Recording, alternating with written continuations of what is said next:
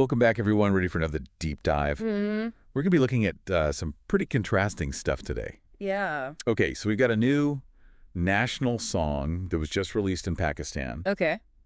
And then we've got like some pretty heavy stuff happening in Balochistan, like unrest and kind of a crackdown. Right. And then also we've got some stuff happening internationally that's going to help us put this all in context. Right. So the big question we're going to try to answer is, what do these seemingly different things tell us about what's going on right now, sociopolitically? Yeah. And what are some of the underlying tensions kind of bubbling up here? It is fascinating, isn't it? You've got this national song that's meant to create this unity. Right. But then you have this discord happening in a very key region of the country. Yeah. It's really interesting, I think, to see how they both play off of each other and maybe show some of the complexities of what it means to be Pakistani. Yeah. And how Pakistan is governed and how these contradictions sort of play out.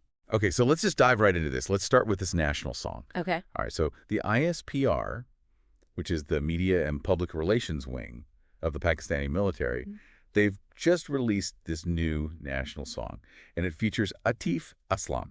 Oh, wow. Really popular singer. Wow. And the lyrics were written by Imran Raza. Okay. And he also wrote a really powerful song after the Army public school attack back in 2014. Yeah, if you think back to that song, Yeah. that song had a huge impact. Yeah. A lot of the sources that I read talked about how it resonated with people on a really deep level, emotionally, even spiritually. Yeah. And that it was being shared in universities internationally. Oh, And there was this feeling of national unity and shared grief. exactly. It was pretty remarkable. Yeah. But this new song, this Atif Aslam song, is totally different. Oh, really? Instead of feeling unified, people are feeling cynical. And they're asking questions like, how much did Atif Aslam get paid to do this? Mm-hmm. Was this money misallocated within the ISPR? Did the lyricists get paid? And the emotional connection just isn't there. So why are these national songs being produced by the state then? It seems like they want to project this image of strength and unity.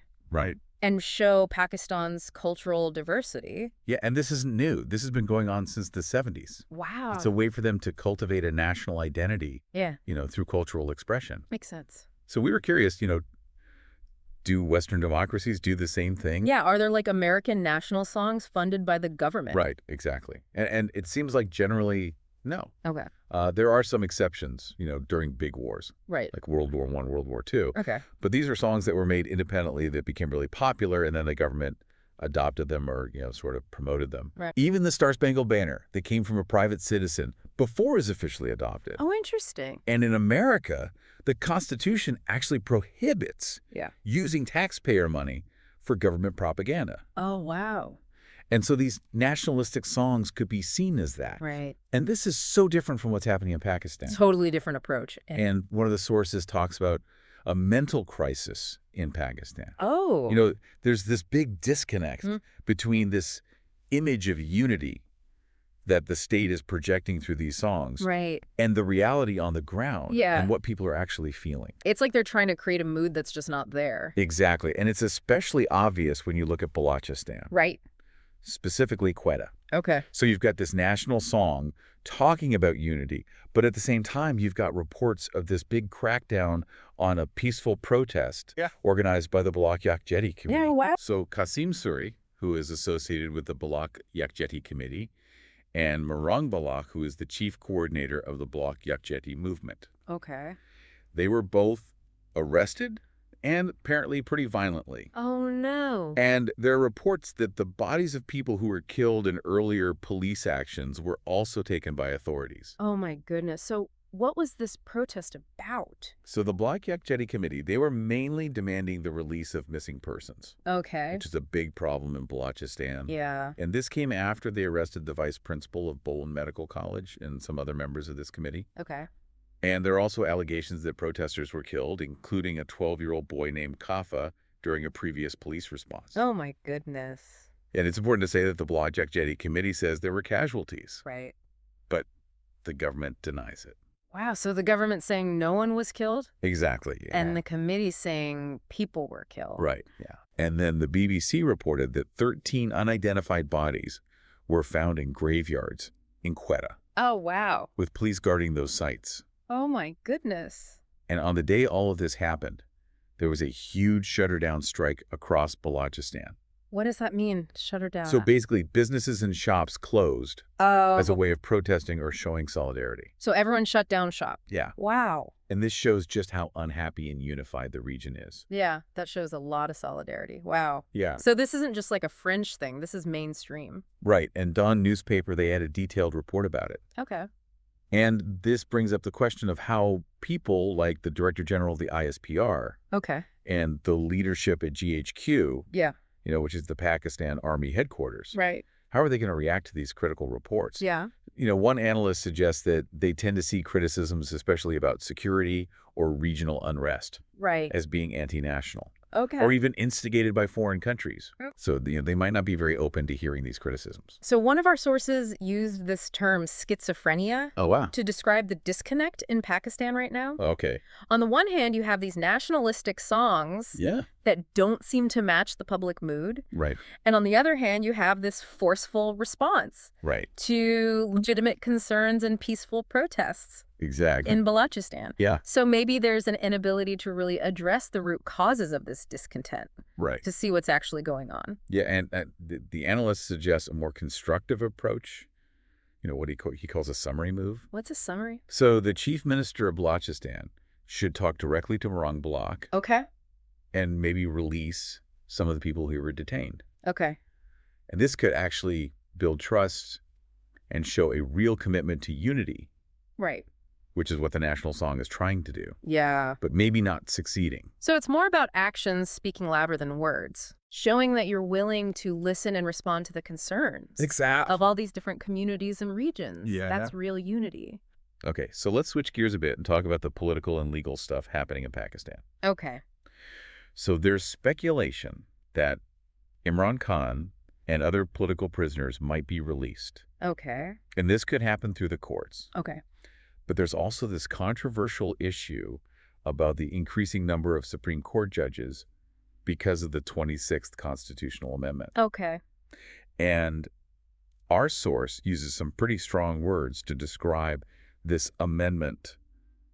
They call it illegal, unconstitutional, and immoral. Wow. So normally the Supreme Court has like 13 to 17 judges, Okay. but this amendment could increase that number to 34. 34. Yeah, and to put that in perspective, the U.S. Supreme Court, which serves way more people and a much bigger economy, only has 9 judges. Yeah, that's a huge increase. Yeah. So what's the motivation behind this increase? Right. And what does it mean for the judicial system? Right. And our source is definitely concerned about the consequences. Yeah, makes sense. So there are 2 different views about Imran Khan being in prison. Okay. A lot of people think that him being in jail has actually woken people up politically. Oh. Like I it's don't know. made them more aware and engaged. So his absence has actually made him more influential Exactly. in a way. Yeah. Okay. But then there's this other view that's not as popular that says that because he's in prison, he's actually given more power to the current ruling establishment, Oh, okay. who are sometimes called the Sharif's Ardari and Asim regime. Right. And they're saying even if Imran Khan is released, Yeah. his supporters might see it as a victory. Okay. But the legal and constitutional stuff, like the 26th Amendment, Right. that could affect future elections. That's all still controlled by his opponents. Oh, so that's still rigged in their favor. Exactly. Okay. And that can make it harder to have free and fair elections in the future. Right. And then there's the Army Chief General Asim Munir. Right. His term was extended, and even Imran Khan criticized that. He did. Yeah, but he might have been pressured to say that. Right. Normally, the Army Chief serves for 3 years, and then they rotate. Okay. And that's supposed to bring in new ideas and make sure the military is accountable. Makes sense. So the question is, will General Asim Munir step down in November 2025 when he's supposed to? Okay. Or will he try to stay in power longer? Right. And this is a big deal because it affects the balance of power within the military. Absolutely. Okay, so let's zoom out and look at some other countries. Okay. So in Turkey, President Erdogan's government just arrested the mayor of Istanbul. They did. Yeah, Wow. Ekrem İmamoğlu. Okay. And he's super popular. He is. Yeah. Okay. And the charges against him seem kind of made up. Okay. And this is interesting because İmamoğlu is a big threat to Erdogan, Okay. who's been in power for like 24 years. 24 years. And Istanbul is super important historically and politically. And Erdogan was the mayor of Istanbul before he became president. Oh, wow. So this shows how dangerous it can be when someone stays in power for too long. Right. And our source mentions the 22nd Amendment to the U.S. Constitution, Okay. which limits how long a president can be in office. Right. And that's to make sure that no one gets too powerful Right. and that elections actually matter. Right. And they also mention how in Punjab, the bureaucracy is seen as kind of controlled by the Sharif family Oh, wow. because they've been in power for so long. Right. So you can see how this long-term control can really affect things. Yeah, it can really hurt democratic institutions. Exactly. And processes. Okay, so some quick updates from around the world. Okay. Israel just bombed Lebanon after some rocket attacks. Oh, wow. And our source says this could mess up any attempts to make peace in the region, Right. especially any efforts that Trump might have made before or any future efforts. Okay. And then Ukrainian forces pulled back from some Russian-held territory near Kursk. Oh, wow. And this has caused some debate in Ukraine about whether that was a good move. Right. Russia also said no to a 30-day ceasefire that the U.S. suggested. Oh, wow. And it seems like they did that so they could keep control of the territory they've taken. Okay. And our source also brings up this point that Trump's influence over Putin Yeah. might actually lead to a worse peace deal for Ukraine Oh, wow. than if a different U.S. president was in charge. Okay. Interesting. And then there's the Starlink deal in Italy, Okay. which has stalled. Oh, really? Yeah, Italy was interested in using Starlink for secure satellite communications, especially for their military. Right. But there's opposition to the deal Okay. because they're worried about giving that much control to a company that's so close to Donald Trump and the U.S. government. Oh, wow. And this brings us to Pakistan, because Pakistan has given Starlink a temporary NOC. They have. Yeah, a no objection certificate. Okay. But there's some big questions. Okay. Like, who's going to use it? Will it be the public, the military, or maybe remote areas like Balochistan where internet access is limited? Okay. And how much will it cost? Yeah, because in North America, the packages are like $80 to $150 a month, Yeah, which is a lot in Pakistani rupees. right. So who's going to be able to afford this? Exactly. Especially with the government controlling so much of the internet already. Right. So will Starlink even be useful in Pakistan? Exactly. It depends on the price and the government's regulations. Yeah. It could be really helpful in Balochistan, but it all comes down to those two things. Okay. So we've covered a lot of ground today. Yeah. We've seen how the government is trying to project unity, Right. but there are real problems in places like Balochistan. Right. We've also talked about the political and legal battles happening in Pakistan Yeah. and the global power struggles and Yeah. how technology is changing everything. Right. So considering all this, what do you think are the most important things that will shape Pakistan's future? And how about other countries dealing with similar pressures? Right. And what about public perception Yeah. and access to reliable information? Right. How do these things play into it all? Okay, so on a lighter note to end things, Yeah. the cherry blossoms in D.C. Yeah. are supposed to be amazing at the end of March and the beginning of April. Oh, wow. I'm going to try to get some pictures to share. Yeah, that'd be great. It's good to remember that even with all this crazy stuff happening, Right. the world keeps going, Right. and there's still beauty to be found. It's a nice reminder. So thanks for joining us for another deep dive. Yeah. Keep thinking about all this stuff, and we'll see you next time. See you later. Bye.